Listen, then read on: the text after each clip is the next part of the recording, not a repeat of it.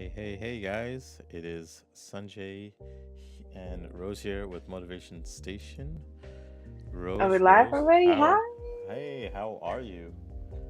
Oh my God, I'm feeling so great today. I actually pushed myself. I was like, this is what it is today. This is what we're doing every Saturday. And I'm like, yes, that's what you wanted to do. And Well, I want to sometimes do it. we This was we a yeah, collaboration.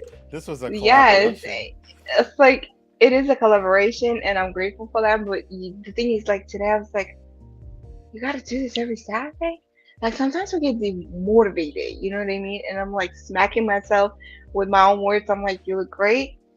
You look fantastic. You decided to do your look today for our guest, and it's a beautiful terracotta and this dirty lime green, whatever you want to call it, with a little 90s style. I said, this is what you love to do. You love to style yourself and show up, and showing up is already a big deal. Showing up and just be there and be that energy that, we bring out. And I'm like, boom. And here I am, 11 o'clock, and I'm ready. What demotivation? No, you have your coffee, you bring out your light energy, and boom, you're here today. Sanjay, what do you think? How you feel this morning? Yeah, no, this was one of the most challenging weeks of mine. I had a lot going on. Oh, And I know like we normally do like our testing on Thursdays, so I was happy to at least kick it off and let you do it on your end. But it's nice to be at the end of the week. I mean, I still have a lot of work to do and stuff. But yes. overall, I'm doing pretty well. I'm just a little tired as I always am, so I gotta work on my sleep I schedule. can definitely relate. I can definitely relate that this week was like it's like a roller coaster, Yeah. and I have a feeling that I'm just gonna put myself on live here.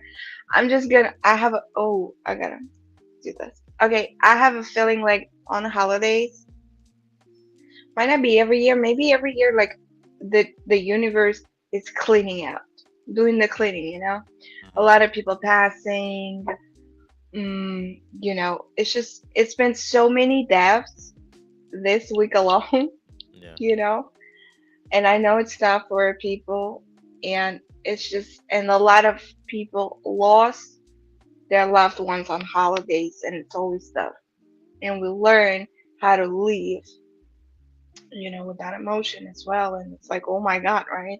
Yeah. Also, I'm going through like so many roller coasters and things that I don't share. I want to motivate, Mm. and those challenges that I have obviously made me stronger and still making me strong. Mm. But how more strong can you be, right? So, and that's why I love this podcast that we can just. Yeah. No, I mean I agree, and like the hardest part about something like that with dealing with such matters is like like you said, it was like doing this Hi, podcast. Morgan. Oh yeah, Hi, Frank. we have Frank and Morgan here today. This is a double whammy right here. It's like we're winning today, but I want to say Frank from the last podcast shared his feedback. He said he's decorated his tree, Christmas tree. He Mm. wrote some poems, started writing a book. I was like, come on now. Yeah, yeah. Gina, after the podcast, she rewrote her dreams again. This is something that I want to hear. This is something that gives me a thank you. Mm. That means everything that we do here, it works, and it's definitely generating some great energy. Mm.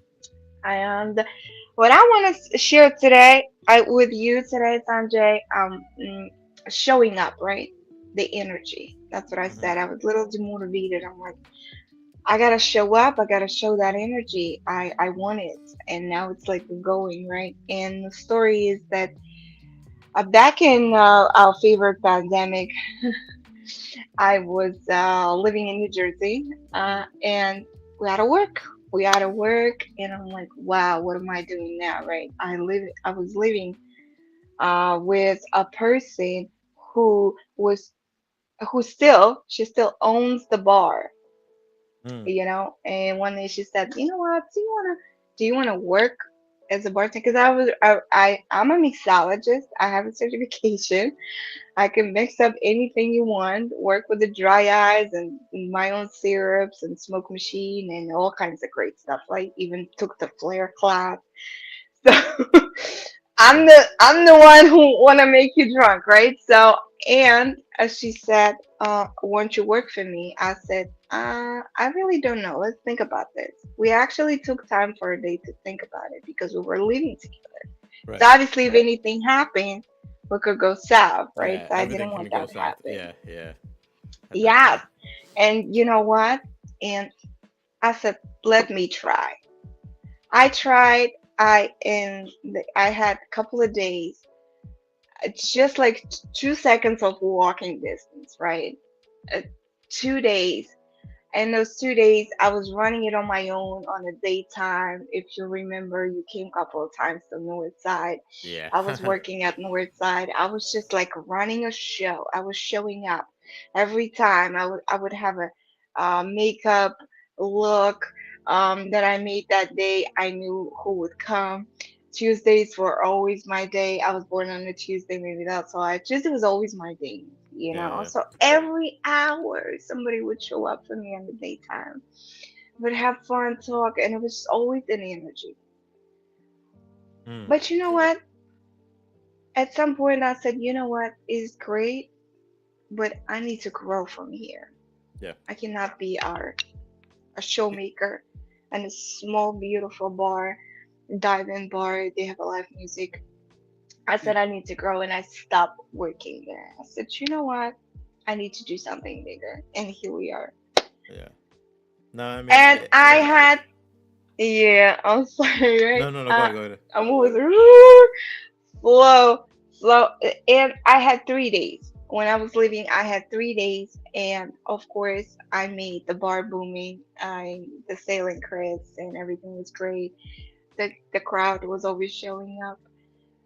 And I said, wow, and now I need to leave. And I need to leave my beautiful 3 days to somebody. And I was thinking, I'm like, who can I give these days? Who can work for me, right? Mm. I was looking from outside. Because every time I worked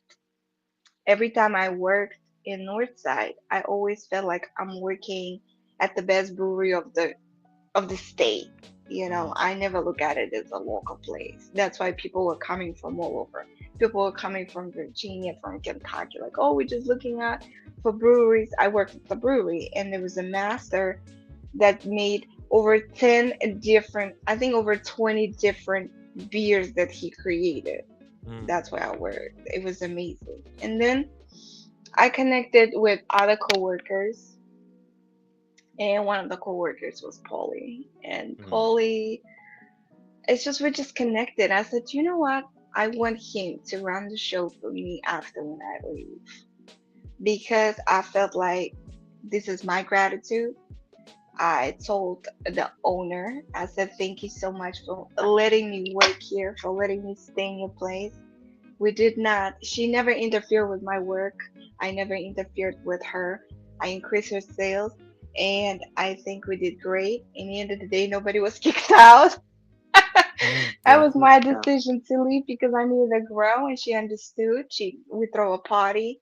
We throw a few parties for my birthday. And every year I was throwing a party. If you remember, I Yeah. I had think I came to a few. Yeah. Amsterdam Street. Yeah, I had an Amsterdam Street party. So I'm that creator on that matter and Mm. that energy. And I encourage you today to show up for yourself. You demotivated?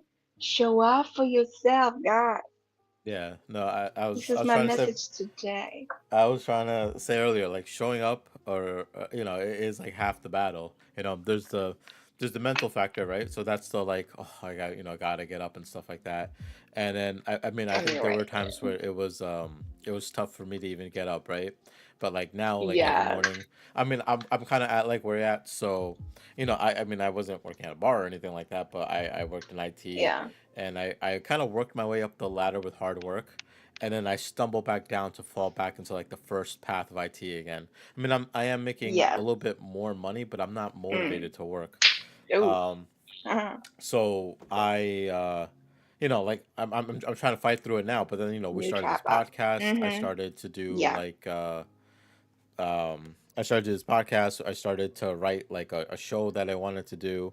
Never. But like as I'm getting up, I would like, like I get up from bed. I'm like, oh, do I really want to get up? Do I really want to go to work? And I look to my left and I see like my wife and my daughter sleeping, and they look like Yeah. adorable. And I'm just like, all right, yeah, this is my reason to get up and go do my things. But my all other reason also is like Pictures, little. you funny girl. For me, it's like little things. Morgan. Like uh I have like I mentioned on my last podcast, and I know she's here today, but I talk to Morgan every day. Like she loves trains, so I Morgan, she's just so I funny. I love I Morgan right I now. love Mo. I'm so happy that I met her, and I'm glad that we're good friends. And every day, like I travel, I take pictures of trains Mhm. and like my work area for her, and she's like super excited about it. So it's like little things like that that just kind of get me through the day. And I have a Yeah. few other friends that I text, but it's like in these little things add up. All these small things add up, and they create a bigger picture. But no, that's cool. And yeah, I know like I wasn't around to do the testing for this week, and I like my favorite part about the not being around for the testing is I don't know what I'm getting into. Like I literally met Paulie like 5 minutes 5 minutes ago for like the testing purposes, and I was like, Yeah. okay, everything looks good, okay. Um, but yeah, no, I mean that's cool. I mean, I know I feel like we both met some amazing people, but you obviously were more hands on in this. But I look forward to it. I mean, let's bring in Paulie. So Paulie, let me go ahead and bring you in. Polly. Hey, Yeah. buddy, what's going on, man? So I guess maybe like I could talk a little bit of my journey into bartending, I guess. Yeah, no, I do not see tell us Polly everything. on YouTube. Is it coming? I do He's not coming. see him on YouTube. Okay. He's coming shortly. Yeah. There's a Yeah. small delay. Don't forget. Oh yeah, so Just making sure. that Yeah. So was- Paulie, tell us. Yeah, tell us about yourself. yeah, so I'm a career bartender by trade, and it's something that kind of happened 4 years back. Um, I was so I guess I guess it's a whole story, but it started in like so COVID happened. Well, I guess let's just call it the disease. The disease happened, and I got laid off.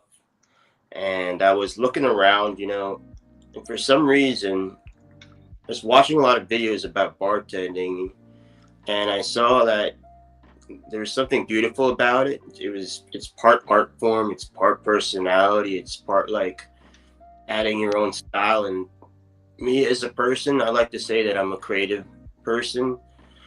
So I was going through all these interviews, just going to bars, and what I started realizing is when you want something, you should just go for it. Just do it. Yeah. Like if you see opportunity, you grab it by the balls. Like don't Yeah. wait. Don't think too much, because thinking just gets in your head and blocks you from finding opportunity. So I went to like 40 bars. A lot of people made broken promises, 40 plus bars, and I just knocked on doors. Oh, let's do this old school, because that's my style. I like to go to the place, scope it out, say hi, shake a hand. Out of all the 40, 50 bars that I that I walked into, a lot of them were like, "Yeah, you're a bartender without training." Now, mind me, I've been like a manager of like pizza parlors. I've done a lot of food stuff for the past Mm. decade, and all I wanted was that little chance, that little like, let's get in the door, let's get in there. And then, and this is where like the magic kind of happens.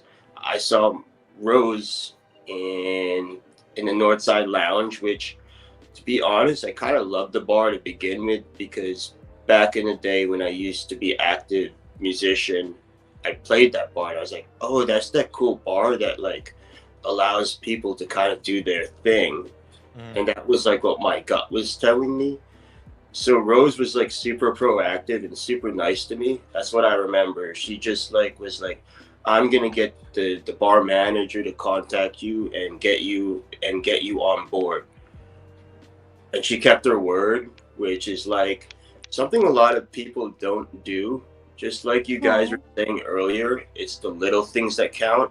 Yep. Sometimes it's the little things that are actually big things in the whole big picture.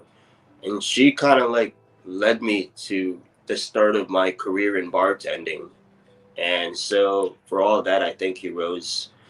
Because you said like I'm gonna get you a job, and then you said I'm gonna get you in the door, and it happened. So I was like, there's a lot of people in this world that don't know that say things but don't actually do what they say, Yeah. and it could be that one in that 100 person that gives people hope. So I was like, you know what? I love this girl. I don't really know what it is, but she's cool.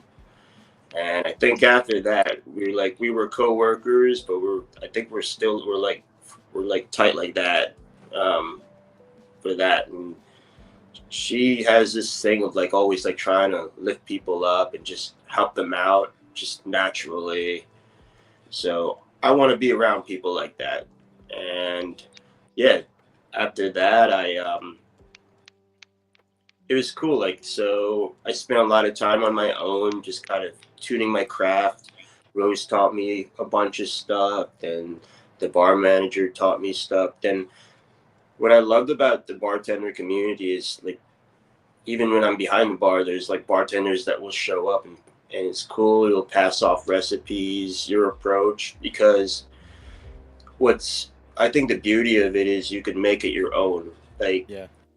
like at the end of the day, every bartender has their own style, and like I'm not competing against other bartenders. I'm just doing me. Like Rose, you had your own style. I had my own style. It's like an that's extension of amazing. your own personality, and you can find your own flow and be creative. Sometimes you can push people towards certain cocktails or figure out, and that's a challenge, figuring out people's flavor palettes. Mm. And it's because everybody's tongue is so unique, and to make a cocktail, figure out like, oh, this is where they're at. They're like on the sweeter side. They're definitely like this liquor, or maybe they're more on the tart side, and you're able to figure out in your head like, oh, where what direction am I going Yeah. here? Like, let's adjust this for this particular person, or maybe culturally, like maybe Caribbean. I'm thinking like pineapple or coconut, or maybe they're more like, I notice I feel like if it's like, but I've had like Indian customers more for the mango side because I think Yeah. that's part of the culture. Um, it's nice. Like sometimes it's like understanding the demographics of the people and understanding their backgrounds. It helps you kind of like see where their flavors lie, and the more you know about the person.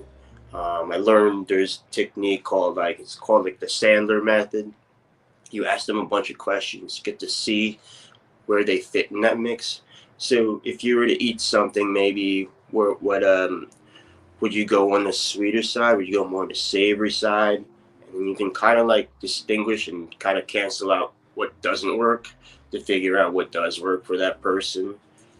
Mhm. Um, as a bartender, I definitely have like a inner monologue that's going at like 100 miles an hour. So sometimes I just like being present Stir or shake it. and Stir just or shake it. yeah, just watching the people is just as fun, and observing human body language and what they're doing, or it's fascinating to me. Maybe Mm. that's what kind of drew those little factors kind of drove me towards it. It's nice watching, oh, that guy has no chance with that girl, or like, oh, that guy's doing it right. It's really funny. Like in my head, it's like a satirical novel from behind the bar, especially late at night. You have all sorts of surprises, Yeah. and maybe it's like, oh, I signed up for this, and I am enjoying this. Well, 90% of the time, there's a good 10% of the time where it's kind of like, yeah, it's a kind of rough day today, but that's okay. I signed up for it. Yeah. Like Yeah, not every day is gonna be you're gonna be on cloud nine. But I'm super happy to hear that because it's like we need people. I mean, I'm like we said before, Rose kind of brings out the best of us, which is great. And I there's plenty of times where I went out and I went drinking, and I would go with like a friend of mine, but I would go particularly to be like, oh, Rose is there, cool, yeah, I definitely want to go see Rose. And I think we had a good relationship then, and we were talking a lot. And I would just like go because like for me especially, because I love to go to bars. Like a lot of people can probably agree that I like to go drink, but like it's the service that like gets to me the most, you know. So if I'm able to like talk to you, relate to you, Morgan, you were saying it before that you think that bartenders are like good therapists. In a sense, they are. Like there was a local bar that I used to go to almost every day just to grab one drink so I can talk to the bartender and just vent about my life and whatnot there. Um, but yeah, I mean, I like the fact that you got into it and you're always looking to get to the next level, right? So one thing you said that I really liked was it's never you competing against another person, right? It's just you constantly trying to maybe self improve yourself or make things better or make the experience better for other people. And those are the type of people, whether you're like a bartender or a server, like any sort of like hospitable service. Like if you show that passion that you're there and like like I'll be in the hospital, right? And you see some nurses there that like they don't want to be there, but like they're there like, I make good money, I want to do this, that. And then you get the other nurses that like come up, they know your names, they give you a high five, they check up on you, they ask you if you want anything. Like there's a difference between people just doing it for the sake of, oh, let me just get a paycheck, versus, no, this is my passion in my life, you know. And everyone we had here was definitely on the passionate side, and I appreciate that because these are the dreamers and the doers, I also like when you said sometimes if you think about doing something and you come up with this idea that you want to do it and you're like, oh, it's a great idea, right? I mean, thinking about it is great, but then doing it is the actual thing that's gonna make it happen. And I think I need to hear that more than anyone, because like there's a lot of times where I'm always in my thoughts and I'm like, I know this will work. I know this will work. And every day I'll tell myself that. But I wasn't taking the steps to get there to do anything, you know? Now I'm finally getting there. Like I think I just took a couple events in my life that made me more like it's now or never, and I started to like work towards my goals, work towards the things I want to do, the podcast being one of them. And it's like a night and day difference what my days are now.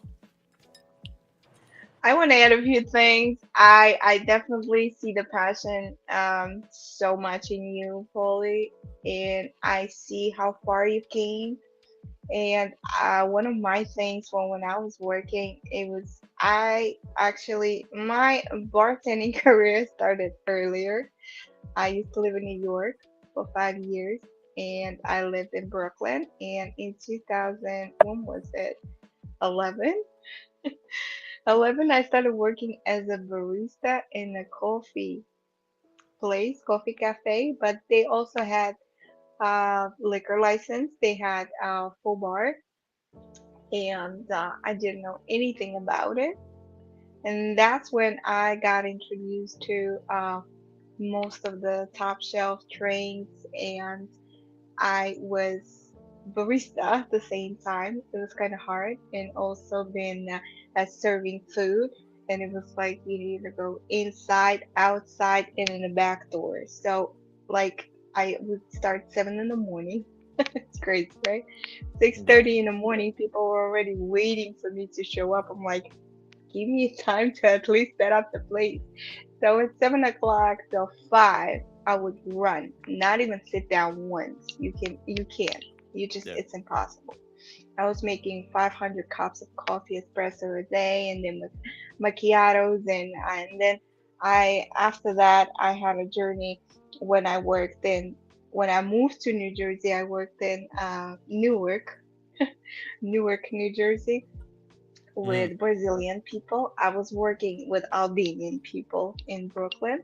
With Brazilian people, I worked in New Jersey. I've learned a couple of Brazilian drinks like caipirinha, if you heard it, Brazilian cappuccino. So I'm just like expert in it. And one of the best things that I've learned working in the bars, it's service. Mm. It's a service. It's an energy. When I worked in my coffee shop, it was a cafe.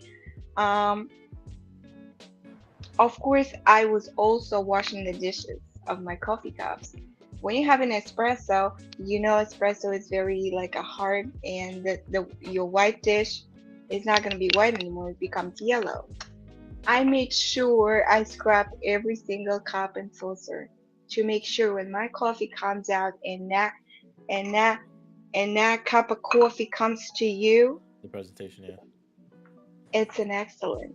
Yeah. It's an excellent. When you look at it, wow, it's clean, it's white, it's just the way. There's a napkin, there's a glass of water with your espresso. It's about presentation. It's about service, right? Also, as the police said, watching people, asking questions. You know, we are listeners. We're not there to tell you what to do. We're listeners. How was your day? Maybe the person's having the worst day in their life, and then eat that cup of coffee or one drink just to de-stress, right? And here we are. Morgan said we're a therapist. And here we are, and like, hello, right? And I love, Polly, that you're growing in that area because how your bar looks, how you serve, that's showing your face. This is your face card. Even how you hand out the money.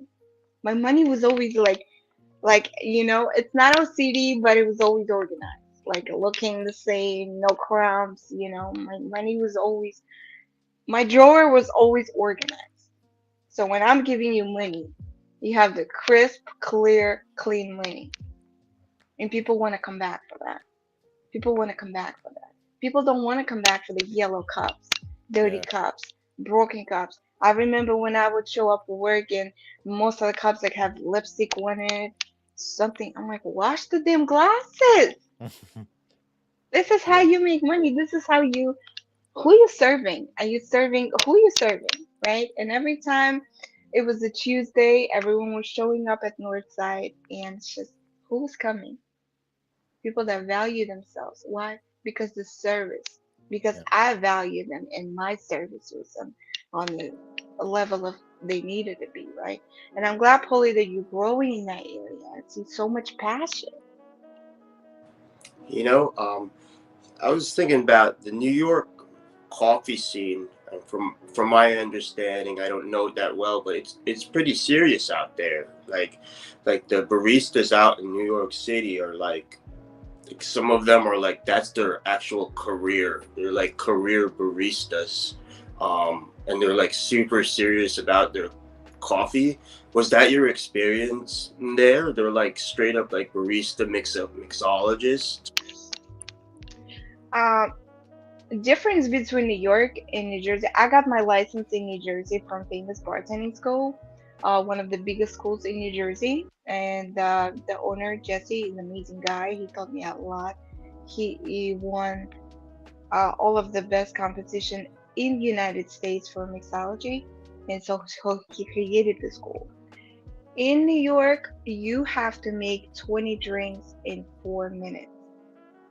Wow. Okay? In New Jersey, 12 drinks in 4 minutes. So it's huge difference. So Hmm. when I've learned how to serve in New York, I was learning from the manager that I had in that coffee shop. Manager was, oh, I don't want to say any bad words, but thank God he's not in my life anymore, right? After 2 weeks, he was fired. But he taught me a lot. He taught me a lot. Like every second he was watching me and like, oh, you gotta do this, you gotta do that. Like he was that way. But you know what? I'll take it. I'll take it because I've learned a lot. Yeah. I can make you the best espresso you never had. Because he actually literally was there. What? No, has to be flat. This has to be like this, like this. No, this is not right. If your coffee is not like one of the tops, and I've seen a different coffee afterwards. Like later in my later life, I can tell, and that's why I'm a coffee snob now, probably. That's why. Like I know that coffee is not good. Don't even drink it. I know why it's not good because the way you put your espresso is not good. The way you put your coffee is not good. The way you screw it in your coffee machine is not good. It's like it's so detailed. I'm not gonna make you a heart and flowers on top of your cappuccino. I never learned that, but it wasn't there back then in 2011. but I can definitely make you a nice Brazilian cappuccino. Do So, you think maybe that guy he was or meant Mexican mule. to try to push you to the next level in that particular part of your journey? I don't know what was in his mind. It was definitely a lot of things in his mind, and the substance abuse also made him Yeah. go like this. So we meet so many people. I met so many people in life, probably close to 10,000, maybe more. And I just being around everywhere, right? Working so many places, so many bars. I've been around the bars so many years. I said I'm done. And when pandemic came, I said I'm done. I'm done. And Northside was my last place, and I did great. And I'm glad I was able to give my part, share it with you, and give it to you because I felt like this would what you needed it. You needed it. You needed it something that you see when someone's desperate, when somebody really needs it. Because some of us are always getting degrees, right? Getting any certifications, and we have the knowledge, but we don't have the practice time, right? And not a lot of people believe in us to say, like, hey, listen, I know you just got out of college, you don't have any hours of practice, but let me give you a chance to practice. And Yeah, I and think I that's what I saw in Paulie. I said, let me give him a chance. yeah, yeah, that was one thing I wanted to say. I forgot that, but I'm happy you actually brought that up. Sometimes it's just that. So, like, even me, I've had some, like, my last job that, like, stressed me out to the point that I had to quit. Like, it was a bad experience, but it was a huge lesson to me. It was a better understanding of what I wanted out of work, my life, and my professional and personal relationships, right?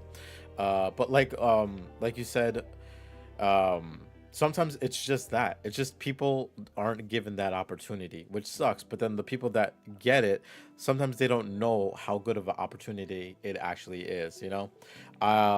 A quick story I want to share. The one thing also is, yeah, no, I've like I think we're having a meet and greet at Northside with uh, everybody. oh yeah, no, we could probably set something like that up within the next few weeks. I'll definitely check in with everybody and see if we can maybe do that. But also, I want to ask Polly another question. But before I divert off, oh crap, I lost my train of thought. Oh no. All right, first of No, all, no, no. Polly, where do you work now? You're in Jersey. So, believe it or not, so after the north side, I'm still in the north side. Oh, okay, okay. I got opportunities at one point to work at an Italian bar, and now I'm actually working. So now I'm working at two bars now, and from time to time I do events, which is cool. Get to make my own cocktail menus. So I don't want to live this life being a one trick wonder. I want to have different styles, but then integrate them to me. So I learned a little bit of the Italian styles of how they make their sangria. I learned a little bit of wine knowledge when I was in an Italian bar. It Yeah. was a short it was a short stint there, you know. That was like about a month. I went through training. I thought it was I thought in the Italian bars that the food was great, but I didn't really like how the bar was set up. I'm starting to get a little picky about how bars are set up. Hmm. I think Yeah, because now I know, yeah, like, you know how you're getting into a career and you know your self-worth. You're Yeah. like, Hmm. hey, do I have potential in growing in this place? And I saw like zero chance of that. I saw that they were just treat me like a number. And I'm like, you know what? I need to be a place where I'm going to be respected and I have opportunity. Because Absolutely. in a way, you have to protect yourself in your own personal career path and in your journey, and you're gonna you want to go home with some sort of inner satisfaction. Otherwise, if you don't get that good feeling in your gut that, like, hey, I'm going places, I think you just walk out the door and find another opportunity. But the north side, having that experience under my belt, opened me up to other places because I found out that some of the managers of other bars saw me working and they're like, this guy he might not be the most talented, but he's got the work ethic, and he seems like a likable guy, which Yeah. I think I'm all right with that. I don't always want that label nice guy because Yeah. that works. Yeah. Yeah. Um, but they like my personality, and they liked that I had like I learned a lot, and I'm still trying to. I never want to be satisfied, so every year I try to make it a point to learn like 100 to 150 cocktails to kind of like simulate my knowledge. Now I'm around closer to like three, 400, 500 mark. I want to get closer to the 1,000 mark. But I also want to like also now focus on like just say like a basic cocktail like a Negroni, kind of like, hey, I want to like learn variations of the same cocktail and also like add my own twist on it. You know, Right.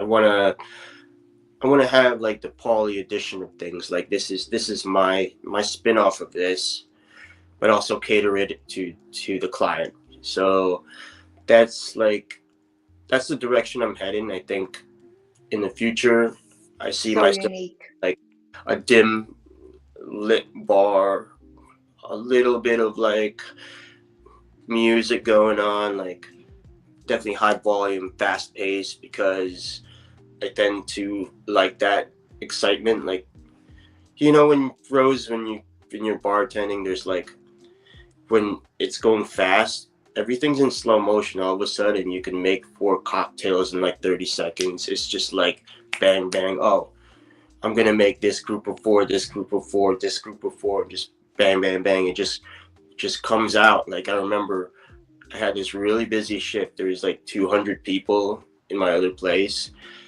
and I was just hanging on for dear life. So I didn't think I could do this, but I'm not one. I usually like at most put like two bottles in my hand, but the adrenaline Two rush for was there. four. Somehow I was able to do like the three, and Oh I don't wow. know how I did. I was like, whoa, how'd that happen? I was freaking out. Oh But my God. I think Yeah. sometimes you need to be pushed to like that kind of like your level, because you're more a lot of people are more capable than they think of, You Yes. stretched yourself. and it's beyond bartending.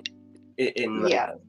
I bet Sanjay, and your personal growth in your career, there are times when you push to your maximum limit, but then you realize that that's not your max. Your max in your head is around here, but the real max is there. Yeah. And like that's what a lot of people have. Like, I like to call it like, I guess they call it imposter syndrome, where you get stuck in your head and you end up accomplishing nothing, but reality is you're more capable than your mind thinks it is.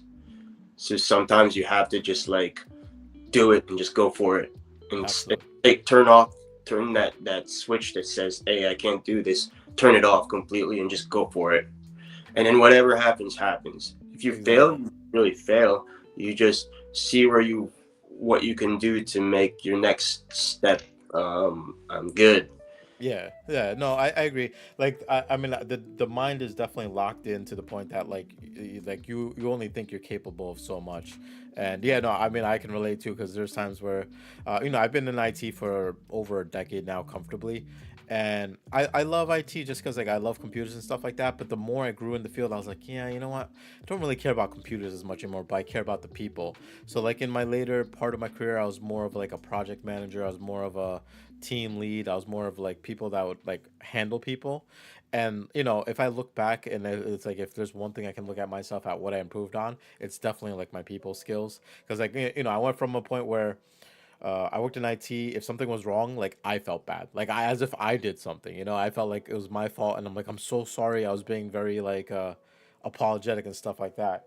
And then now I hit a point that like I'm apologetic for the situation because it sucks, but I'm like I know it's not my fault. So even when people flip on me and start yelling at me, I'm like, I know you're mad. You're mad, but I know you're not mad at me. And even just having that mentality, like I joined the job I'm at now, and I can see like my team members get frustrated when like users may not understand stuff, but they listen to me talk, and they listen to how like compassionate I'm about it. I'm like, listen, like not everybody knows how to do this, not everybody knows how to do that. You just kind of gotta like walk them through it, you know. But that's sorry, that was, I think that was one thing I was gonna say. I still forgot what I was gonna say before, but yeah, I mean, you can go anywhere to get a drink, right? You can go literally to, there's billions of bars and whatever, but people go for the service, or at least I do, at least, I like going to places where I became a regular. Like even Rose knows. Like when I showed up, people just like, "Oh, it's Sanjay here." Here comes Sanjay. There was a point that I was going to a bar so often that two of my bars locally, when I walk in, they knew what I wanted. So like as I walk in, they'll greet me, and as I'm sitting down, they're already handing me my drink. I mean, it was nothing special. It was just like Jack and Coke or whatever. But like they just knew that this is how I start my day. So it's like, here you go and stuff like that. But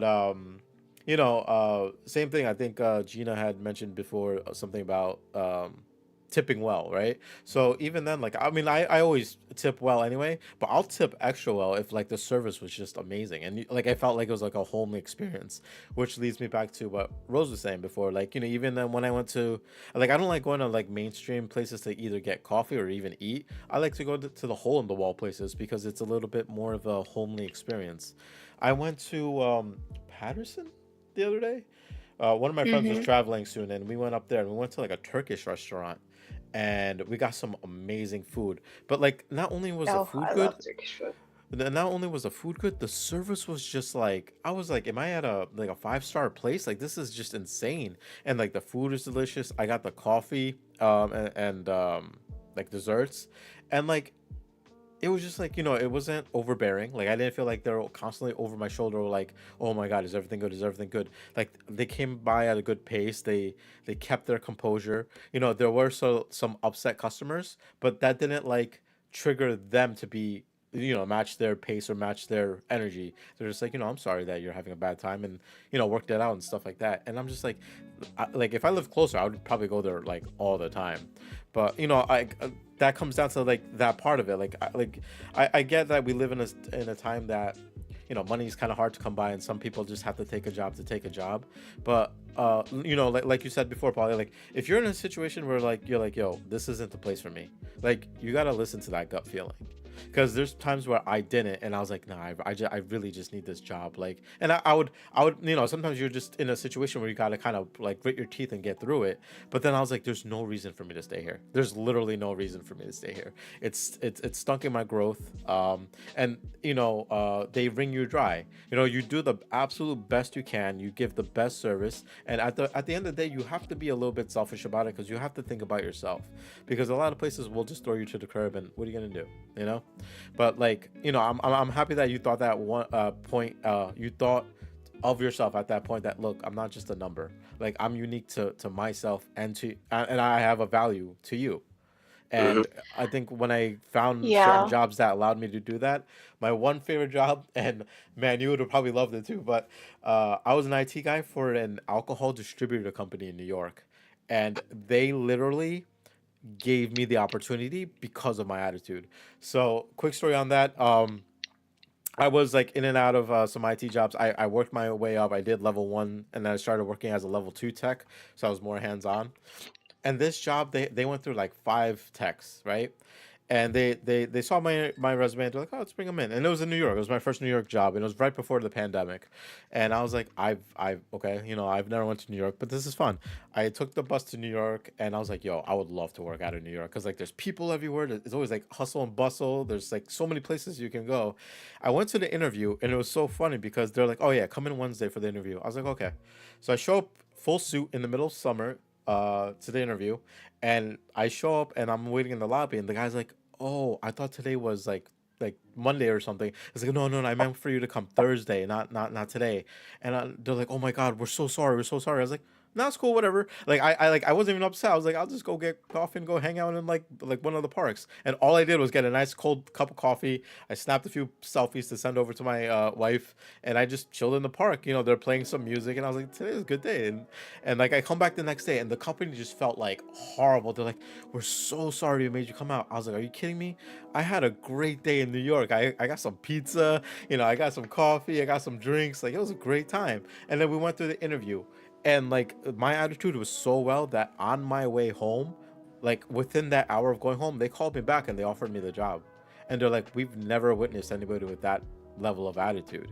And then over Wow. time, like me being their fifth tech that they hired as a contractor, they actually hired me full time. Like they like, because like there's certain personality aspects I have. Like I always like to check up on people. I always like to like talk to them, and I like to have a sense of humor even if things are wrong. So they appreciate all the like small things like that. So they're like, yo, we'll just hire him full time. And it was, dude, it was my favorite job. And then COVID hit, and then when COVID hit, I worked for a lot of people who are older, so they're like, no, you all work from home. And then they didn't need me to work from home, so then I lost that job. So it sucked. It hit hard, but like the experience really built me. It made me feel better, and I was like, damn, like I could do this again. Like this was the stuff that was a little bit more fun to me. So I can relate to you when it says like I don't like I work for jobs where I was just a number. And even if I had innovative ideas, even if I worked really hard, even if I crunched my numbers a little bit better, no one cared. But if I did one thing bad, of course everyone's on my ass. And I was like, nah, this isn't the place I need to be. So where I'm at now, like, it is a stepping stone to something better. Um, but like it's like these experiences, whether they're good or bad for both of us, for Rose and for you, Polly. Like I can definitely see that it wasn't a point that you're just like, damn, like this sucks, and it brought you down. You're like, nah, this sucks, but it brought me up. Now I'm moving up. And like you said, to the point that you think you're at your limit, but for me it's always like a horizon, right? So you get to the horizon because that's like your journey. Your journey to the destination is the goal, but you come to learn that the journey is more the goal than the destination. Because then once you get to that horizon, you look over, you see the next horizon, you're like, I that's where I want to go next. And you keep going and you keep going. One of the things one of my closest friends has ever said to me, and you can take it whatever way you want, but he was always like, always stay hungry, and like you know no risk, no reward. And like when he said like those two things to me, it just kind of stuck with me for like the rest of my life. Yeah, would you say, Sanjay, in the IT world, there were times where you hated your life, but you kind of like, you know what, I just need to do this to push to my next level. Yeah. You know, like, you know what, screw this. It is what it is, but like probably in the big picture, you probably had like an end goal that you were pushing towards, and like dealing with that adversary for that temporary time would get you to this next step up, whether Yep. it's like level 3, level 4 in the IT world. Because I know, like, from my understanding, I never did like IT. At one point I was I still am from time to time a freelance graphic designer, so for web and print. But I will say that um, I noticed that IT world is very, very big. There's many different avenues to attack, um, and and I will say, like, it seems like a kind of field where you have to be super patient sometimes, and kind of, Yeah. and there's a lot of, I bet, problem solving in your mind. So I could imagine like coming home and being kind of like, not necessarily physically, but I could see a lot of like mental exhaustion on some of your ships, where you're just like, whoa, what just happened? Where did I Yeah. just go? Yeah. Yeah, no. So like, I mean, for me, like, I was always driven by hard work. I was like, if I work really hard, I can work my way up the ladder. And for the most part, I did. But like, I come like over my later years in the IT world, I come to learn that like, as much as like I thought I was at the limit of working hard, like I was working the hardest I could, I learned I wasn't. I learned that I could work harder. But it took me that experience through like the mud to like understand that. And I think IT, the one amazing thing that IT has probably done for me is build my patience. Because I have such a high level of patience, it's almost scary. So when you go like grocery store and you just stand online, and like if somebody's in front of you, they have like two carts full of groceries, and they're just like, you don't want to, like, you're just like, I'm not gonna wait here, I'm just gonna go somewhere else, right? I will literally just stand there and wait, and like people would turn around and look at me and be like, "Hey, this is gonna take a while." I was like, yeah, I'm not in any rush. And I would just stand there, look around, looking at people, start talking to people and stuff like that. And it's crazy that it makes such a difference to such people. Because I remember like last night I had a call, and I think I've learned how to better do it. So like I work in a field where like I get a phone call and I have to support people, and my shift ends at 4:30. I get a call at 4:28, and I'm like, of course, right? But I just say like, of course, like yeah, of course this shit happens to me. But like it was a very kind person, and like I was like, damn, I'm really trying to catch a train. But like this person needed my help, and I could have just been like, look, just try this. If it doesn't work, call back, because I could say that, because I'm like, look, this is your account looks good. This is your problem. And not to say that like in a rude way, but like we're at a point at our job that we want people to be self-sufficient, but I'm still learning that process, because I'm like, no, I kind of want to be here to hold your hand if you need it. So I was like, whatever, man, just I'll help you out. So I help him out. It gets down to like the wire at 4:40, and he's just like, oh, don't you guys normally end by like 4:30? I was like, yeah, but I want to make sure you're good before I go, because what am I gonna do if you're not good? Like I'm not gonna be happy. And he's like, that is so sweet of you, man. He's like, you didn't need to do all that. I was like, look, I looked at it this way: if I miss my train, there's a bar downstairs. I'm just gonna get a drink, And we both just kind of cracked up, laughed about it, and we went on our way.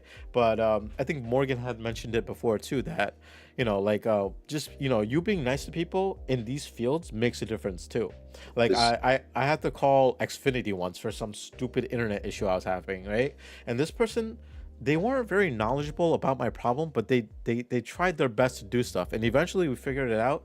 And she was just like, is there anything else I can do for you? I was like, no, no, but I just want to say, like, you did a fantastic job. Like, you really went headstrong into this problem, and I'm very happy that I got you as a agent to help me. And she went quiet, and I'm like, are you still there? And she was just like, no, no. She's like, this is the Nobody nicest still thing left me. that this is the nicest thing anyone has ever said to me. She's like, all I had today were rude callers, people telling me that I'm useless and blah blah blah. I was like, Oh, ah, I was like, don't feel that way. Like people are, some people are just shit, But I was like, don't let these yeah. guys. I was like, don't let these guys get to you. You're doing a fantastic job, and I can hear her like smiling and tearing up. And I was like, of course I'll leave you a great review and stuff like that. But like people don't understand how much of a difference like that makes. Even for the people who are irate, you be nice to them, you flip them around. They'll like I've had people yell in my face, and I'll tone it down, and I'm like, listen, you had a hard day. I always make a joke with alcohol, so I'm like, happy hours around the corner. Just go get yourself a nice margarita, whatever. And like people lighten up, it's funny. So like like how you approach as a bartender to people, you kind of like talk to them and get to know them to a certain sense. And obviously sometimes you get like regulars and stuff, but like it's the same technique I take. So when they're talking, I try to like bring them down. I try to bring down their anger level, and then try to talk to them as a human, try to talk to them as a friend, and then you get to know them a little better. And then like a lot of jobs, it got to the point that people were like, I want to talk to Sanjay to help me, because like Sanjay is he knows a little bit more, blah blah blah. And no one took it bad way. They're like, okay, this means less work for me. And I was like, okay, no problem, I'll take on. And I grew a lot of good relationships, great networking. And I can tell you, Paulie, that with you have a very strong drive, attitude. You have a very straightforward. You like. I love the fact that you are always willing to grow. You know, and I know you still got ways ahead. You got paths in front of you, brother. And I know that you're gonna bring that energy to the people you meet. I'm sure you brought that energy to our viewers here as well. But like honestly, it's a very motivating story of yours, and I'm very proud of where you're at right now. just curious. Yes, fully. I want to say a few things. I want to share a quick story as well. I love everything that I hear today. It's so much passion. And Polly, one of the things that I always did when as a server, if anywhere, I believe it should be everywhere. Listen up, guys. Uh, when you serving, you should not be expecting. You should not be expecting, especially as a server, when you are working for tips. I know it's very valuable, obviously. Tips is your life. You're paying your bills, you're eating. But I never looked at the tips. Hmm. Yeah, I no, was absolutely, looking I at agree. people. Yeah. I had a person that basically lost himself, um, and nobody treated him nice because he didn't shower, he didn't eat. He was just drinking. Just person lost himself, and some of other people would say, "Hey, listen, look at that bomb. Don't talk to him," or blah blah blah. I started talking to the person. This person, after talking once, twice, three, building and building and building, took a shower, stopped taking shots, started eating, was bringing me coffee, which is I never expected. Ah, And he's still great. I'm sure he's still alive. Uh, he would put great music. Like at Northside, we have a jukebox, and everyone could be their own music DJ, right? I love that because mm, everyone would come put their own music, and everyone's playlist would bring out the whole day, right? The whole vibe. He would put such a great music. He's a musician. Like it was just so good. But that person wasn't working, just drinking, not like pure bomb, right? But we need that. And that person later told me, "You made me feel like $1 million." And that is something that I wanted to do for everyone. Even when one lady, she was 71, she was drinking, she lost all of her family, and she was also lost. She had no money, but she was coming. She was giving me quarters for just $3 beer, and I would just give out sometimes, here it's just free beer. And then at some point she stopped drinking and we became friends, and she just became such a nice person. I do believe she passed away. I gotta go recheck her again. But it's just those things that matter, the things yeah, that you bring, your service. I was treating everyone like $1 million, yeah, you know? yeah, Even if you tip me just $1, if you don't even tip me, yeah, I don't care. It's yeah, who you are. And in the end of the day, I had tips $1, no dollar, $100, $600, $1,000, $1 million. It's a not million, but yeah. No, that, I'm just saying. It's just like don't focus on tips. yeah, Focus on how you serve. What do you bring, Polly? I love that you bring every time we're there. You bring that out. Like, yeah, come on, what do you want to have now? And being creative, learning 500 drinks. You kidding? There's so much, Paulie. There's so many drinks out there. Every year they're coming up with the new drinks, and new drinks, just to be able to just comprehend that and put it all together and customize that for person need and be there for the person, not for the tip, but for the person's needs. yeah, Believe me, I'm that type of person. When I go somewhere, people say I tip well. People say I don't tip at all, or I tip 20%, right? There's three kind of people. And I was always the person, I watch you serve from beginning to the end, and I'll make a decision in the end. There's people like that. mm, There's people like that. And I always knew that in my head because I knew I'm that type of person. mm, Because if you really overserved and did everything was such a like a beyond measures. Hello, if I want to give you $100 tip, you earned it. yeah, Or maybe you were so rude and you look at me like, oh, what is this? Maybe I want to give you $5, not even a 20%. Because you are giving the energy, you serving me, and I want to be able to enjoy myself. yeah. No, but to build off of that as well, it's just like, for me, it was it's like you kind of like go for the experience because, like, I said before, you can go anywhere for a drink. But like sometimes you go to places where people are, they'll talk to you a little bit more. Like for me, it's like, people are different. So people sometimes want to go to a bar, don't want to be bothered, give me a drink and I'll leave. But then there's other people who want to go in. They're like, hey, what do you recommend? Hey, what do do you recommend anything to try and stuff like that? But I mean, I agree with you that it's kind of like you presenting yourself, and yeah, you'll have times where like people are like, oh my god, you're such a great person, and I want to give you more than the average, or people might think the opposite, like, oh, you're a little too much, like I just wanted to be left alone. But that shouldn't like deter you on how you should act to be able to make your money. Like you should be able to just be yourself. And like most people will love it and some people won't. But the people that don't shouldn't like make you feel like, I'm not a good person, or I could do better, or I'm shitty or something like that. But like I can tell even from like you, Rose, and just the way our interaction is going, Polly. Like I know if I was at a bar and I was at like your bar, for example, right? And you're the bartender, I know we would have a chill time. I know we'd have a good time, and I'll be like, "What's your name?" Because like I like to get to know people's name. I'll be like, "What's your name?" And then I'll be like, "All right, well, I'm gonna come back again. I'll see you next time."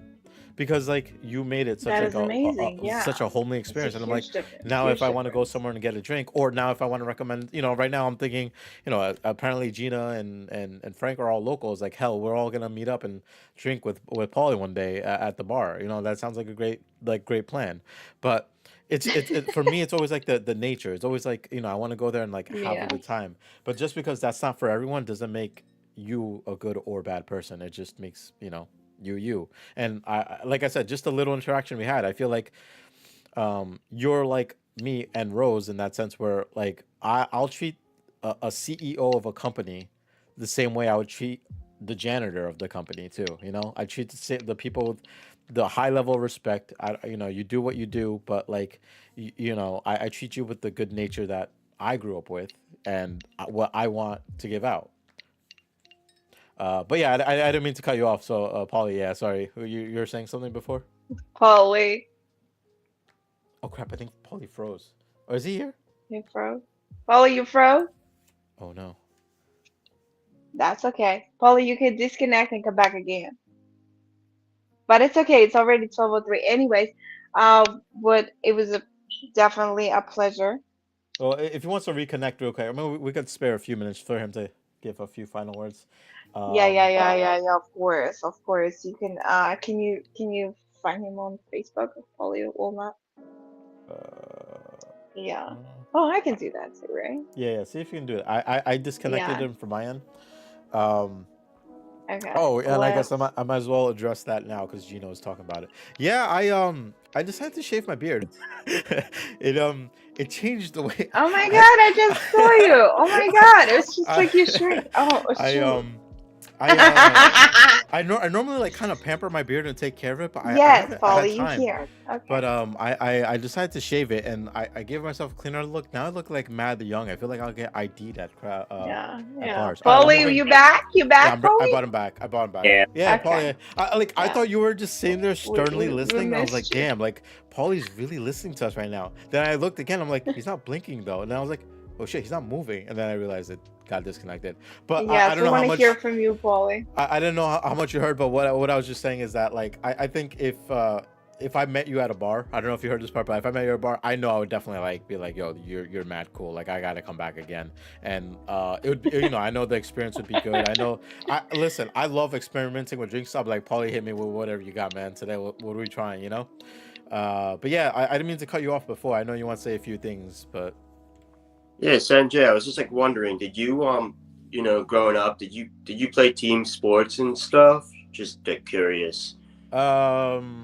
no. So I have a physical disability, so sports were always hard. I tried soccer Mm-hmm. uh, for a day, and it didn't work out. But I did not get a chance to play sports.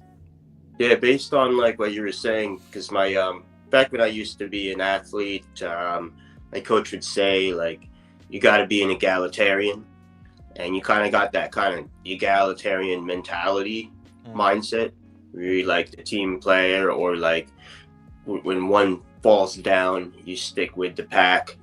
That was the whole mentality. My coach would tell me he was like this Irish coach. Like for running, he'd be like, "You got to be an Italian. You gotta take care of your team. Don't leave one behind." And yeah, then like, he had this strong Irish accent, and kind of reminds me of that. Like you kind of like, and sometimes it's a lost art in a lot of companies and in a lot of groups that I'm starting to notice. It seems like a lot of corporations and companies in the IT world, they think of people as a number, and they forget about the human aspect, yeah, and like the one protective methodology that we all like have is staying aligned with the core values. And I'm starting to realize that that can be a deciding factor in like, hey, say you were in this IT company, Sanjay, and you're like, they don't align with your core values when you're working. That might be a deciding factor of, should I move on in this company, and do I have more potential? Do they align with my personal core values, which are, like your own personal view systems? If not, Yes. maybe that's a reason to opt out and go to another place where they will take you for you and let you do your thing. Mhm. That's That yeah, no, that's exactly what happened. So I actually was working Yeah. for an IT company that was like a level 2 tech, and I got laid off. And then the next job I got, I I just said, yeah, I I was can't see him on my yeah, computer, no, yeah, Gina. That's like why on my their phone he's like their it's their like camera right view. here cut off, and I didn't see that part. Yeah, they're And no, I they're only saw when the poly was disconnected. yeah, But no, poly, their yes. camera. Yeah. I agree. I always wanted it. One of my dreams were create my own world. What does that mean? That means like I always wanted to like bring people that has the core values that you talking about, you know, and be a leader of that world, and just like we all have our own core values. I respect your ideas, but we still all human beings and treating each other as human, as living beings. And I love that, Polly. Oh no, to your point, the Apollo, yeah. So I joined a job where like they just kind of like this is the way they did things forever. So they kept that kind of attitude, and I'm like, this is not sufficient. Like you guys are like dropping numbers. You guys are actually looking bad in this, and I stayed so far back with these Oh, guys because like I felt bad for my team. Um, I was just like, look, we can. I went to the manager's manager. I was like, look, we can change this. We can make this better if we do it like this. We do it like that. And I brought in so many ideas, and the person was just like, no, like we've always done it like this. We're not gonna change. And that's when it hit me. I'm like, all right, then like I'm not gonna waste my efforts here. And I was able to find a better job doing like 1/5 the work. And when I bring my ideas to them, they're like, "This is actually not a bad idea. We can do it like this. We can do it like that." And I think that's what started opening the door because I'm at the point in my IT world where I want to do like management, like I want to do like people management more than like just IT. And like it goes off that core value, like your coach, like that coach that you spoke of. Like I want to help my team, and even if like I have a 6-man team and 5 people are good, and that sixth person isn't, like for me, it's that focus on that sixth person because I know the rest of the team could do it, but what do I need to bring you up, And this is exactly the attitude I had at this place that treated me like crap. And when I was like, look, I'm trying to help elevate you. I'm trying to make things better for my team. And I sacrificed a lot for it and I was burning myself out. But then it finally clicked in me like, you know what, this is not my fault. This is not like my doing that this it's becoming this way. So I was like, you know what, I just have to bite the bullet and jump ship. And I did, and I found a better opportunity. But like like I even now I don't speak fully ill about like that kind of position. I feel bad for my team that's there still, but like I let them know. I'm like, listen, like I had an argument with my manager that almost led to me being fired. Right after the argument, I held a team meeting and I told all of them, I'm like, look, you're all great people. This job is not the place for any of you. I was like, you guys have great potential, and this job is just gonna suck you dry, burn you out, and throw you to the curb. Because I knew exactly what they're gonna do, and a few people took it to heart. A few people are considering leaving the job. I have one of my guys just updating their resume, sending it to me, asking me to help him find a new job, and I was like, don't burn yourself out for a company that does not give a shit about you, And that goes to you guys too. Don't be somewhere that I can feel Rose and lead your Polly. passion. I can feel you guys are very passionate and driven, and you guys are a lot more self-starter than most people.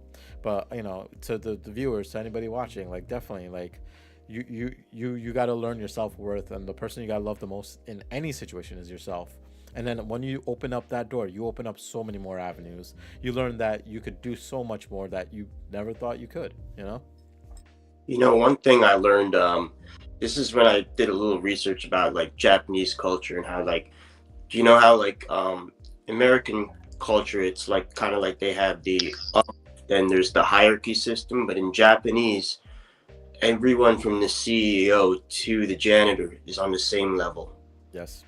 And like I almost feel as if that makes a lot of like logical sense, because when you look at a big corporation from medium sized up, a lot of the problems that happen from the bottom trickle up to the top.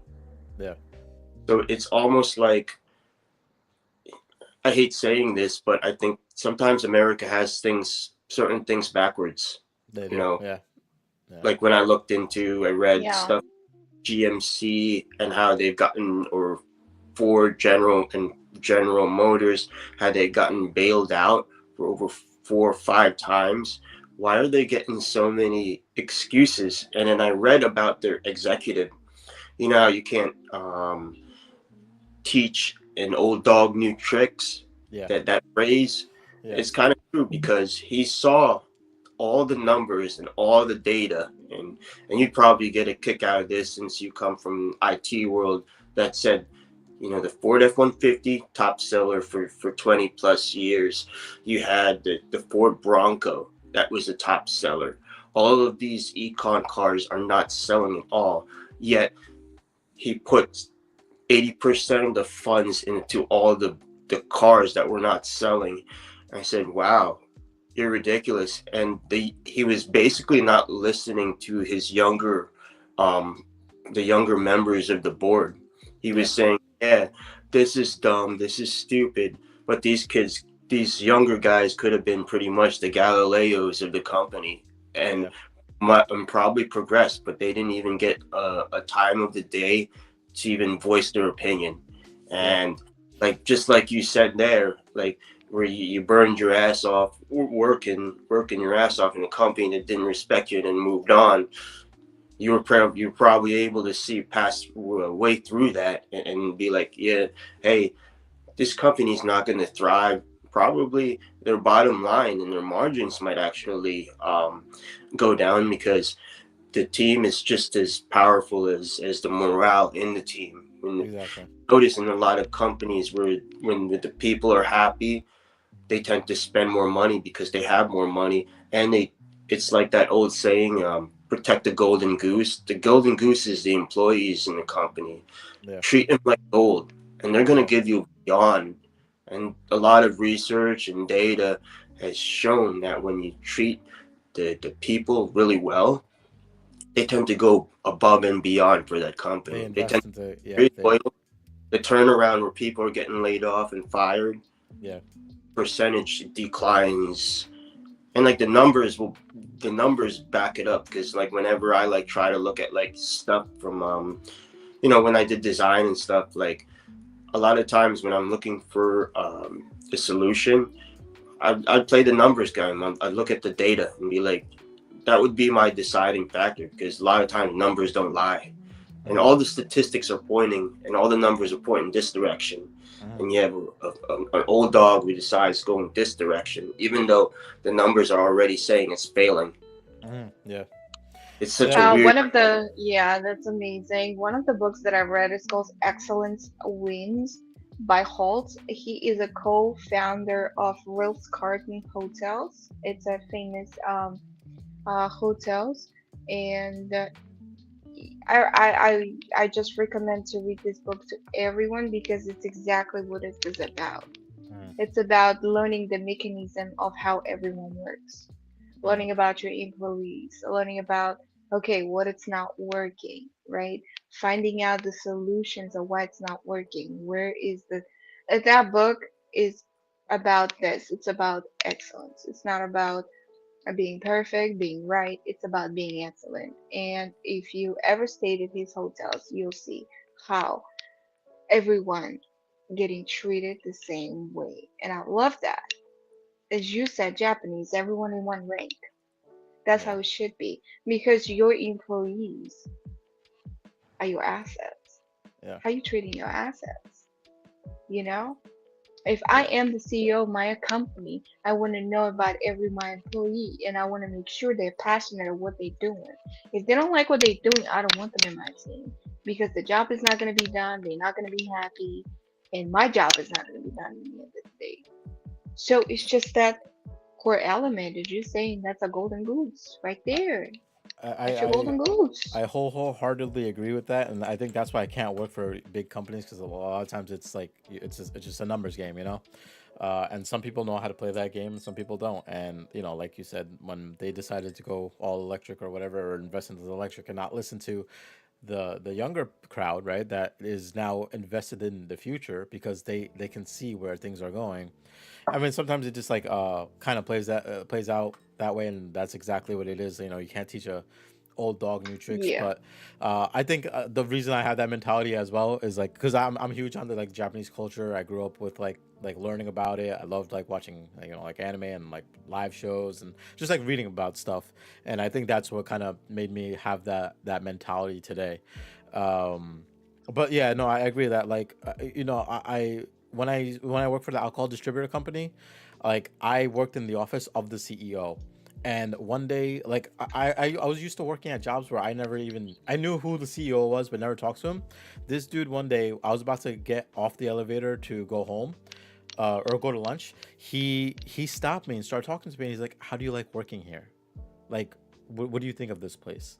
And he's like, "What do you think of our equipment? Do you think we could do it better and stuff like that?" And I was just like in shock because I was like, I'm just like a level one tech, like, and I just started with a few weeks ago, and I'm talking to the CEO of the company, and he really treated me very well, and he was always like, "Well, we're super happy to have you," and he was one of the ones that decided like I want to hire this guy full time because he's very passionate about what he does. But listen, it's I'll definitely I gotta find you on Facebook. We're definitely gonna talk a little bit more. I want to come meet you at a bar, but I know we went a little bit over. But Paulie, it was an absolute pleasure having you on our podcast today. It was great to get to know you, and I actually Yeah. look very forward to not just drinking with you, but dude, we're gonna have some solid conversations going forward. Yeah.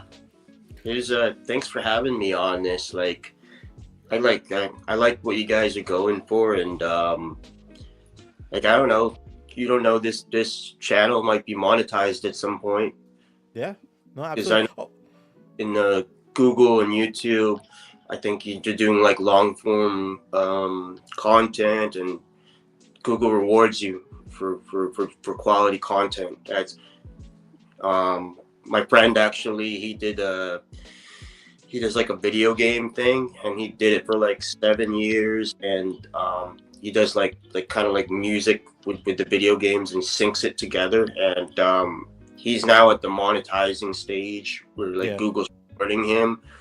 But yeah, like I see you're putting the work in, so you know No, thank you. I appreciate the kind words and the drive. I think Rose wanted to log in the other day to take a look at our stats, and I think she's like we have like 350 views so far, which I think is impressive for like the eight. This is the eighth episode that we've done.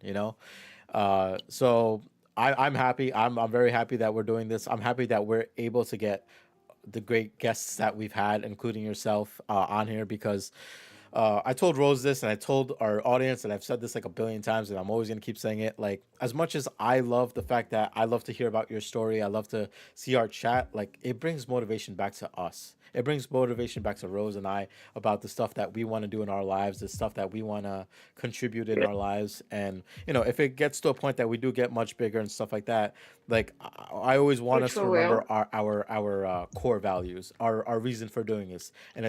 it's for and from people like you. Thank you, appreciate that, and thanks again for having me. Yes, Absolutely. Polly, thank you so much for being here with us. We are thinking a lot of people asking to do greeted meet after the we're going to be having a joint podcast next week, which is a Christmas podcast. I'm super excited for that. You don't want to miss that. Guys, put your alarms, put Come your by. notifications, please be here next Saturday because it's going to be really epic. We're going to be together. And people are asking during that night time. I don't know. Maybe we're gonna do it at Northside. Maybe we're gonna meet and greet afterwards. We're gonna think about that right now. Maybe we won't. Maybe it's gonna be next year. But Polly, I'm gonna be very excited if you're gonna join as well. And I think it's gonna be epic. I am definitely grateful for coming here today, Polly, sharing your passion, how you changing lives and making difference in people's life and bringing that energy, that great energy that I saw in you when you first walked in. I remember that day when you first walked in. It's like, there, I'm looking for work. I said, you know what? You're the next. And look what happened. This is just a And I stepping stone love for the you, you know. passion that you're always like loving to adventure. What are you doing? Like I do, right? Every day, learn one thing a day and what you're passionate about it. Yeah, In man. 1 year, it's 365 things that you've learned, but it's only your choice to actually do that learning or no. Everything that you do is a choice. So I always ask myself, is this choice benefiting me or putting me backwards? Is it moving me towards my goal or putting me backwards? And today, Polly, I want to wish you do not lose that ability. Keep going forward. Keep getting motivated. Keep maybe you create your own bartending company. You Yeah. know, I have a friend. She has a bartending company, OTD, mobile bartending. She goes states to states and just have a mobile bartending, and she can bartend anywhere. Yeah. People calling her from all over the states, like here, bartend in my backyard. And she's gonna It's drive with her mobile bartending kit, everything yeah. that she has with her own syrups, and make sure your party's great. Yeah, I love the age we're in because like I mean it's probably not the same one you're talking about, but I have a friend who did the same thing. They're like a mobile bartending for like catered services and stuff like that, and it was just like an idea that they threw off. But we live in an age that you can, if you're driven to do this stuff, if you're driven to like put the time and effort into it, you can do some amazing stuff. And I mean just hearing the way you talk and the way you present yourself, I know that like you have a lot ahead of you. And I know you're gonna go places. Um, and I look forward to it, man. And I want to be there for the growth as well. And I'm definitely gonna hold you to coming by and trying some cocktails with you, buddy. I know Polly wanted to share a few recipes for this beautiful upcoming holiday. Oh, Maybe one recipe that you can recommend for people. Don't get too drunk, but do still have a beautiful. I know you're already shaking up some beautiful things. mm, Well, I was thinking of going. I guess there's just a bunch of people who, might not know much about bar stuff, but I think going for the basic margarita. mm, So, in I guess beginning bartending, there's a golden ratio. So it's 2-1-1. So 2 parts of the spirit, 1 part of the sweetener, and then 1 part of the sour. So let's go with like your basic margarita. So if I were to get like a glass, so say 1800, a lot of people like the silver tequila. It'd be like this much of the tequila, this much of this sour and lime, and then this much triple sec or Grand Marnier. Um, so I would get it, Cadillac. put ice in my tin, get my glass ready, put ice in there, put it in there. I like to shake it for about 30 seconds. Hard. Shaking is the best part, guys. Shake it I well. yeah. People do it very impressive ways and stuff like that. And then you pour it. And then some people like to use a strainer. I kind of like getting my tins and kind of like letting it drip into it. But you could do it how you like, and that comes down to the bartender's style. As long as the ratios are in order, a lot of the times the cocktail is going to come out nice and balanced. And Rose, she already, I seen her pour, and it's like, you know, once you get so acquainted with the pour stouts, you just kind of like, you can kind of like, your counts are on and the ratios are going to be on. So a lot Right. of times, and so you get to go, but sometimes I might put a little less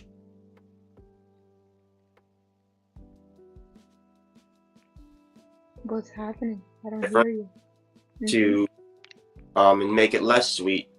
From person to person, that's the beauty of it. You can edit or alter the cocktail to the person's needs. So some people like, something simple like a Jack and Coke, like you said, Sanjay, earlier. And you really, I think part of the bartending experience is really listening to your audience and trying to get a feel for who they are and what they like. Sometimes it helps learning about other ethnic backgrounds because certain groups tend to favor certain taste palettes, Mm-hmm. and that sometimes that could be a cultural thing from what they've been eating as a child, or what they like. It changes from person to person. That's the beauty of it. It's a little bit of a challenge. Sometimes if it's a new person you don't know very well, you kind of will ask a couple questions like, so like, what are you into? If you were to pick something now, would you pick savory or sweet? And you kind of cater to those needs. That's where the challenge comes in, which is also the exciting thing for a bartender. Sometimes I love like standing there and like, can you make me something that has this spirit, whether it's vodka or gin or whatever? And okay, well, I got a couple questions to ask you. If you were to pick a meal, what would you pick? Just to get an idea of where they fit in the long spectrum. And then once I figure out, and I'm like, all right, brainstorm in my head. All right, let's go for this. I think you're gonna like a Negroni, or I think you might like a gin fizz. Gin fizz I might not make very often because the Ramos, it's a little bit time consuming, and especially if it's a busy shift, might be hard to Mhm. make. It takes like Yeah. 5. You'll probably be shaking and like, I'm sorry, I can't take care of you. You need to shake at that point. I know, No, right? but That martini needs to be done. I That think dirty martini. Oh I my think that's God, why my boss is always make me a dirty martini. certain bars and places I've been to, like I honestly feel like bartending is its own form of art. Like I'll watch these people make drinks in front of me, and you can see like how much you're trying to put into it. And I think one of my local bars that it shut down unfortunately, but I like going there because like the woman there was very like innovative on her drinks, and I was always her guinea pig, and I'd get messed up from them. But like she'd try all these different mixes, and she'd make like holiday cocktails, like if it was like Halloween or Christmas or anything like that.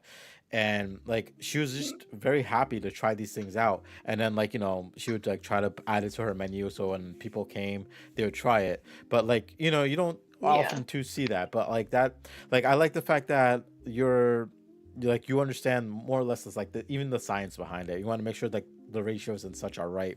Whereas sometimes, like, I mean, I've been to bars where people are kind of like flashy. They'll like flip the bottle, they'll do this and do that, and then they'll serve me a drink, and I'm like, this doesn't really taste that great. But it's because they want to put on a show in a sense. I'm like, okay, if that's your thing, that's your thing. But I was like, yeah, I'll just stick to a beer, like after all that. But like there's other people who are like, let me make sure I put the right amount of this and the right amount of that, and make sure that the not only is the drink good, but then like it entails to like their particular taste, as you said.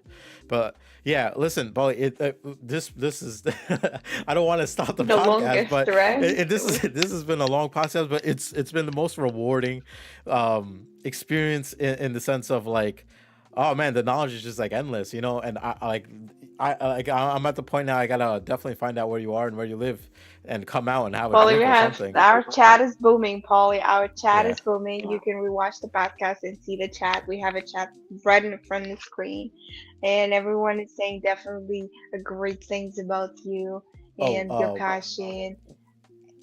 no, no, sorry. It's The one just, thing I want to say is because like I normally get it yeah. beforehand, but I didn't get to connect with you. But when you get a chance, and I'm sure if you're on Facebook or Instagram, I'll add you accordingly.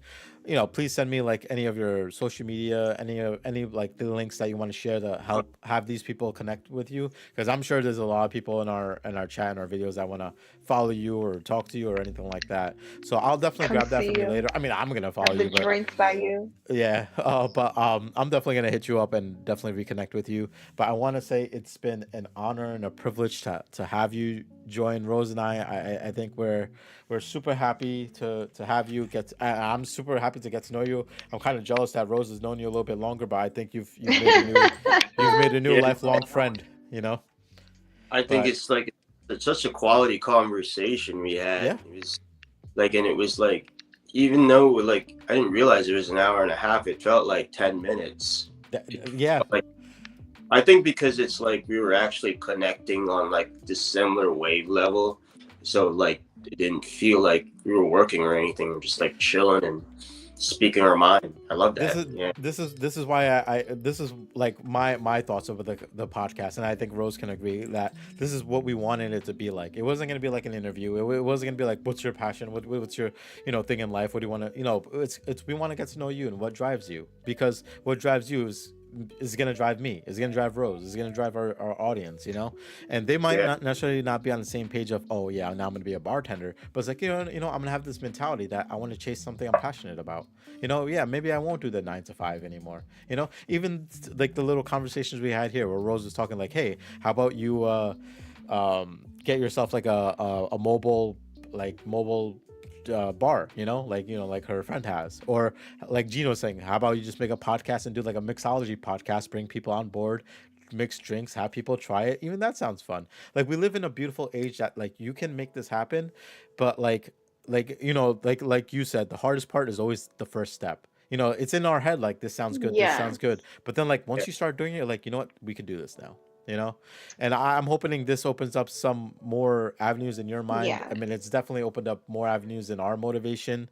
um Yes. and I honestly, man, I look forward to getting to know you more, man. Like, I hope to add you on whatever to talk to you there. I'm looking forward to meeting Yes. you, wherever Also, you're bartending. yes. Yes. So, good times ahead, right? It's So, amazing. Polly, also, there's a person. I really don't remember his name. I did read him in the book. He's a famous bartender of the history. Research him. And I was watching places. He only work at the retro places when they have a bar, like it's a vintage, those Victorian huge um ceilings, when the bar goes all the way to the top, like 20 feet. It's like a retro bars. Look it up. Retro bars, look it up. One of the best in the history bartender. When he did something, like, this person never spill even a drop of alcohol. Every his ingredients was right on spot. Read about him. Maybe you the next. yeah, Just The remember us when best we just remember us when you get big bartender and famous. of the history. He is the only one. I don't remember his name because I read it a while back, but I was just researching it and I was like, wow, there's actually a person that made a history and became a famous bartender and mixologist of the history. There's a lot we can grow, and there's no stopping now. Yeah. Rose, like, I know I said it before, and like even talking to people like Polly, even more so. Definitely, when it comes to like next year and we continue our podcast, we're gonna have our guests come back and check in on them, see how they're doing and Yes, stuff like that. And huge difference. Polly, I would love to follow up with you there, but not to take up too much more time. But thank you for joining our podcast. Cheers to you. I don't know if you have a mug, but I got a new little Cheers. mug that says, "See it? You see the cats and stuff." So it's Oh pretty. my goodness. I got it from With Cape your Village, so. shaker, Polly. Where's your shaker? Cheers with your shaker. Nah, that's With yeah. your margarita. Cheers. That's the true Yes. morning. That's the true morning beverage right there. A It's margarita. 5 o'clock somewhere. Margarita will by Jimmy Buffett, right? But all right, brother. It was great seeing you, and like I said, I'll connect with you soon. I'll make sure I get your information. But thank you for You want to say a coming couple of again. last words for the people that are Yeah. gonna Any watch last us words for later? our audience, or anything? happy holidays. Oh, true. Yeah. Happy holidays. Okay. But thank you for Whatever you coming. celebrate now. Yeah. Yeah. No, absolutely. Like, I mean, you ever meet like those people who are like, look, they say Merry Christmas and they don't like you say Merry Christmas, even if they like, listen, even if you don't celebrate it, they're trying to wish you something happy. Just take it. Yeah, Like, I'm Just Indian, be man. I don't merry. celebrate Just be Christmas. blessed. Yeah, I just never, just Merry Christmas. never thought like why would I never understood why people like even when people say God bless or like a Merry Christmas, like they do it with love. They're not Yeah, trying to. they're not They're really not. hostile. Yeah, They're just like wishing you good luck. So I was like, I always thought that's not offensive. Just let them be. yeah. That is what I just laughed at them. Yeah. Like, all right, well, whatever. Just be happy, dude. But all right, Polly, we'll talk to you soon. Coincidence. Take care of yourself. All right. All right, take it easy. Thank you, Polly. Thank you. Yeah, I'll share my Much contact. love to you. Yeah, yeah. Uh, I'll add you on Facebook, and then I'll add it to the video, and I'll send you the video too, so you can I'm watch actually it. an You're active going to photographer. have the saved link for the rest of your life. So share it whenever you want. They uh, can. This is your story. This is your show. what are you saying, Polly? I'm in Instagram. I'm not in I deactivated my Facebook just to take a break from a lot of the big social, but I'm on the gram and stuff. That's fine. Yeah, So yeah. Just you can share whatever way of connecting with you one way or another, and that's fine. And once I get it, I'll add it to the detail, the description of the video, and people will connect with you. I mean, I know I will, but yeah, we'll What talk to you days, soon. Paulie, you work at Northside? What days can Oh yeah, people let's come find that see out. you at Northside? I'm there Monday and Tuesday night, Wednesday night, and then I'm at the other bar Thursday, Friday, Saturday, sometimes Sunday, but Okay, we switches. can link both them up so they can people just come see you. Maybe Morgan from Texas is gonna fly out just to have Yeah, you a yeah, margarita. yeah, exactly. Yeah, exactly. She doesn't drink Right. too often, but she's like, hey, for Polly, I'll do it. You But all never right, know. we'll talk to you soon. All right. All right. Thanks All so right. much for having me Of again. course. Yeah, Take care. appreciate you. Bye bye. Uh, Yeah, definitely the longest podcast we ever had. But you know But what? you The know what? You know what conversation it was was? flowing and it's great. If you're still here with us and listening, It's oh my God, I want to say, give you hugs and say thank you so but no, much it's exactly for what he being said, part of right? our Saturday It's morning. exactly how we said it. We don't even know when you have conversations like this, you don't know how much time is actually passing. Like we just thought we were talking for 10, 15 minutes, and before you know it, it's been an hour and a half ish, you know? And even then, like I still wanted to talk more. But I was like, you know what? We'll catch up on our own time because now it's just personal conversations. But like when you have flows like that, conversations like that, you don't know when to stop. You don't know what to do. And sometimes that happens, sometimes it doesn't, and that's fine. But honestly, what a I loved having him on our podcast, and I have high hopes for him. I think he's gonna grow bigger, and he's gonna do some amazing things, and I look forward to it, and I want to be there when he does as well. And you guys also, please, like, I'm gonna hopefully get his information soon. I'll add it to the description. I know I've been doing a crappy job following up with that, but I'll definitely add it. But guys, thank you for being here, and like Rose said, thank you if you stuck through the entire time. Like this was like watching a movie at this point. um but tune in next week for sure. We're just gonna do a It's nice gonna be little amazing, holiday guys. one. We're definitely gonna see if we can try to set up maybe like I don't know if we could do like a live broadcast. I'll have to see how things can be set up, but we maybe could do like a special little holiday one where we can It just will meet be up a special, special, and just special talk. one because we're gonna be together. Yeah, And you don't want to miss the next one. You come join, and maybe we even do a little meet and greet. We're gonna make it happen for you guys. yeah. It's gonna be nice. Over the course Also, of we the still have next our 2 weeks. giveaway. Yes. We did do a giveaway last week. We didn't do one this week, so we're gonna have to follow up on this one. I'm gonna have to put the link back out there so then people can join and participate in it. We just didn't set it up to do it this week just because we just had such a busy week. But we're gonna continue to do our giveaway, absolutely, and we're gonna try to make sure the next two podcasts are dedicated to our holiday special time period. So we hope you join us again. We hope you enjoyed this podcast.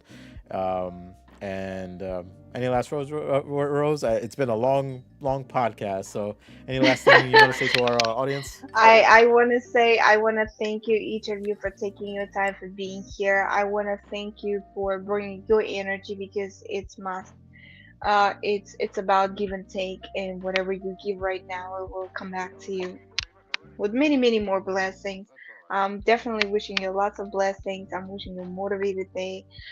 I again thank you for being part of it and making this room brighter because you and your energy and your heart gives that that glow in this room, and it's amazing. It's amazing because it's not just only about us, it's about you and everyone who is going to be watching this episode later. They see your chat, they see your energy. Whatever you're bringing in so much, and I thank you for that because of Without you, there's no us. Correct. And I'm Amen. super happy about that because it's about you. Yeah. Yes, Nah. it's about my crazy looks. It's about Sanjay's beautiful Beardless. Yes, energy. absolutely. Yeah. You know, My that's face. youth. I did not notice that. I'm so sorry, but I'm looking at it now. I'm like, okay, now. Yeah. Now Yeah. No. we're going somewhere. Okay, now I can see you. I can see you now. We're definitely working on our visuals, and I'm super excited that on the next podcast, I'm about to have my little lavalier. My Yeah. microphone's coming. Oh yeah. Actually, True. Nice. I broke my um tripod, so I got my new tripod yesterday. Thank Mm. you for Iron Cycles for that. I have my new actually better tripod and it works better, and I'm super excited for to have my microphone so the audio is just should be like totally disqualified, and we're working on visuals. You can see our burgundy color came out today on our Yes. I hope you motivation guys like station, our so background I and our hope you logo. I guys think it like looks it. great. I think it looks great. It Green looks and burgundy go oh, well. I think it looks good. I like it. I think it's just everything that we are, grounded, earthy, and at the same time very sturdy. Mm. Those are color, forest Yeah. green and the burgundy. It's like sturdy, Yeah. earthy, grounded, at the same time very airy. All the elements together. Yeah. I see the Absolutely. fire, I see the air, I see everything. I even see wood, right? With that forest color, forest green, I it, see it- wood. it's So, it's it, anyways, it's definitely a comfort color. It's a good change of pace from our original. Not that our original is bad, but this now, like, I feel like the pieces are coming together, and this is yeah. just gonna, like you said, this is just gonna build forward. But anyway, guys, listen, enjoy the rest of your afternoon. I don't want to take up even more because like now I can make a Have a trilogy, like a motivated day, guys. Lord of the Rings trilogy out of this podcast. But but definitely, guys, cheers to all of you. Cheers to every one of you. Thank you again for coming, and With my coffee and my water. we'll see you guys next week. Have a motivated day. Take care. Thank you, guys. We love you.